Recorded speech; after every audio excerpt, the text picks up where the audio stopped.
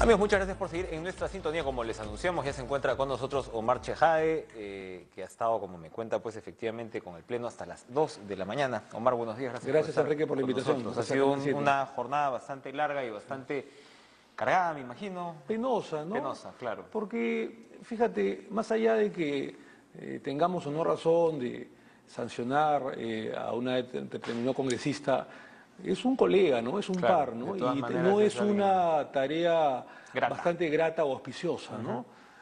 Y a veces se juegan intereses políticos, no necesariamente, sale a sobresalir de alguna manera, valga la redundancia, la justicia, o temas de derecho, o temas a veces que están dentro, del esquema jurídico. No.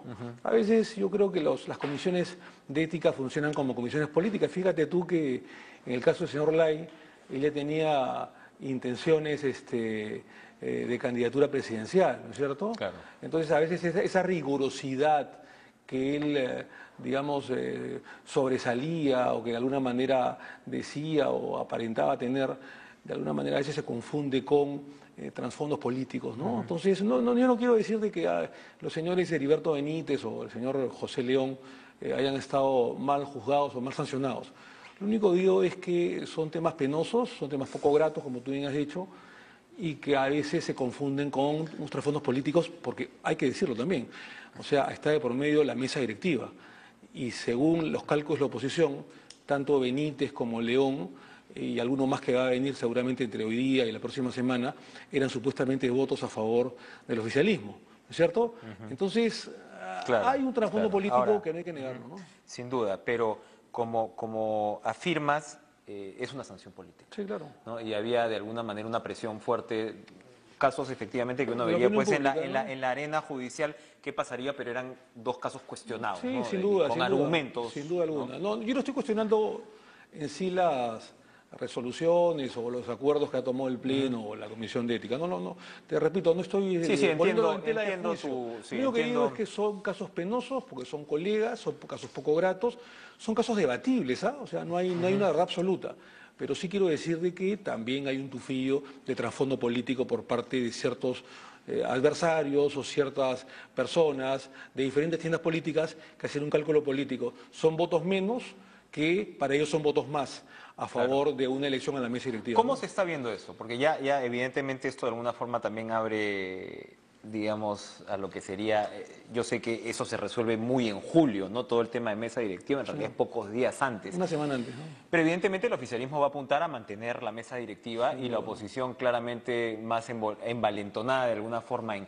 ¿Cuáles tú verías como beneficios, como pros y contras, ¿no? Hace poco teníamos a Antero Flores, ¿no? Que me decía, mira, cuando yo fui presidente del Congreso, que fui oposición, pues fluyó todo maravillosamente.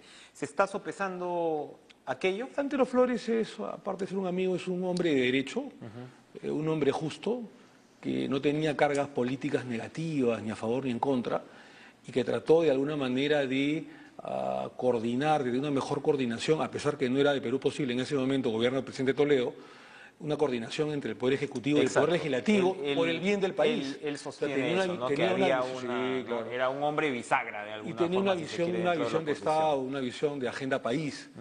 Lo que yo estoy viendo acá es revanchas políticas, escándalos de por medio, denuncias, torpedear la acción del Ejecutivo, la acción del Gobierno.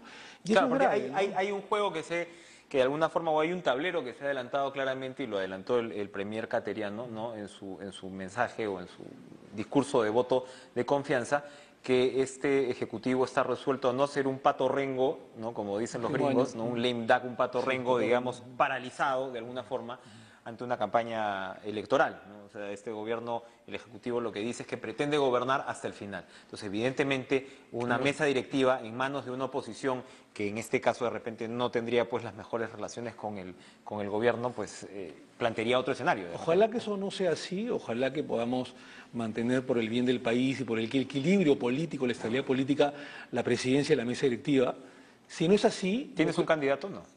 A mí me gustaría Marisol Espinosa, pero digamos, eso lo decidirá la bancada finalmente, o el partido.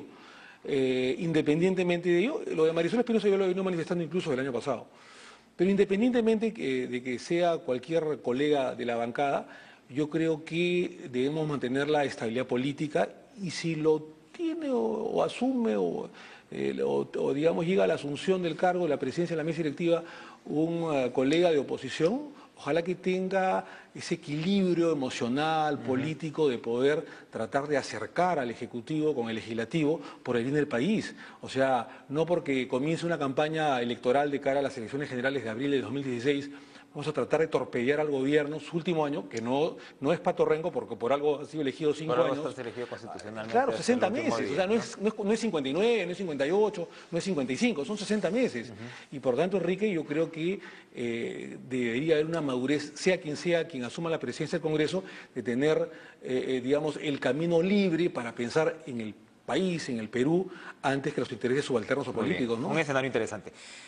Antes de regresar un poquito a la agenda legislativa y que nos gane el tiempo, te quería pues preguntar, por supuesto, sobre el caso de Martín Belaúnde. Tú has venido declarando sobre la materia y justo comentábamos fuera de cámaras que ahora salió este ministro boliviano Moldiz, pues que es el que ha estado declarando a lo largo del proceso y ha dicho que los usos y costumbres más o menos son de 90 días para procesar, ¿no? O para hacer efectiva una extradición. Ya sabemos que por un lado hay un pedido o un amparo constitucional solicitado por la defensa de Belaúnde antes de que se diera a conocer esta decisión final, ¿no? Que hay que ver siquiera si el Tribunal Constitucional lo va a admitir o no, que se dice que no demoraría pues mucho esto, pero ahora se abre esto de 90 días, es como que todos los días van saliendo elementos nuevos. ¿Qué claridad tenemos sobre dejar en claro de que el gobierno, a través de la Procuraduría Anticorrupción y a través de la diplomacia, digamos, ejecutiva, ha hecho todos los esfuerzos con éxito, para poder extraditar a Martín Belaúnde, porque hasta hace unos 3 meses, o a partir de enero, cuando se supo que Martín Belaúnde está en Bolivia, se decía que el presidente Ollanta estaba negociando con Evo Morales para no traerlo y que la extradición no iba a funcionar. Bueno, una lectura conspirativa. Una lectura conspirativa y se equivocaron porque Martín Belaúnde va a estar en las próximas semanas, seguramente en los próximos días, hay que ver en el Perú, y por lo tanto el presidente de la República ha señalado que no tiene corona y lo ha demostrado en los hechos. Eso en primer lugar. En segundo lugar, hay que decirlo, pues lamentablemente Bolivia, te lo decía fuera de cámaras, tiene pues una institucionalidad medio chicha, ¿no? Endeble, débil, ¿no es cierto? En la que cada vez se saca un as bajo la galera. Y por algo seguramente Belaúnde escogió ese destino, ¿no? Bolivia Tenía algo que ver ese con destino, ello. ¿no es cierto? Entonces, hay que esperar. Yo no creo que esto demore más de 15 días o un mes. Es lo que sabíamos, ¿no? Sí, yo no creo que demore 3 meses o 90 días. Yo no sé de dónde se saca eso. Después se dijo que el Perú no debía extraditarlo. Ha dicho sino 92 días, además ha sido como una es precisión. una magia, es cábala, no sabemos. De repente es cábala, un número de suerte, digamos. Pero después se dijo de que el Perú no debía pedir la extradición, sino la expulsión. Oye, eso es una cosa de loco. Eso te quería preguntar. Sí. Tú has sido procurador. Sí. Conoces esa materia.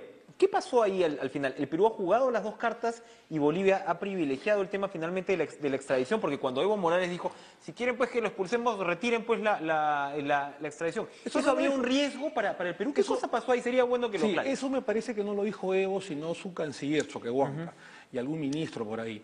El Perú ha hecho lo que ha debido hacer y lo que normalmente hacen los estados, es decir, cubrirse las espaldas para cualquier contingencia y aplicar la ley. ¿Y qué cosa es aplicar la ley?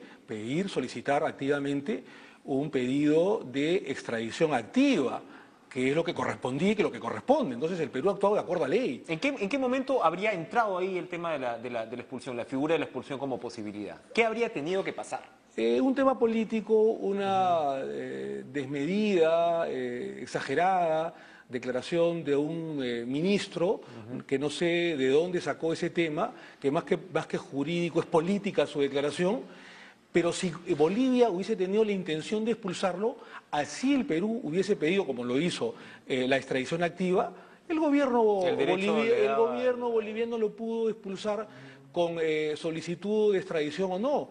El gobierno peruano hizo lo que debía hacer junto con la Corte Suprema de Justicia del Perú, es decir, solicitar, de acuerdo a la ley como correspondía, y asegurarse, para que no se escape el extraditable, el pedido de extradición activa del señor Martín Belaúnde. Si el gobierno boliviano quiso expulsarlo, lo ha podido hacer, por irregularidad de documentos. No era excluyente una figura con la otra. Muchos dicen que no, que tiene menor rango un tema administrativo que un tema jurídico, constitucional. Eso no es así, muy bien.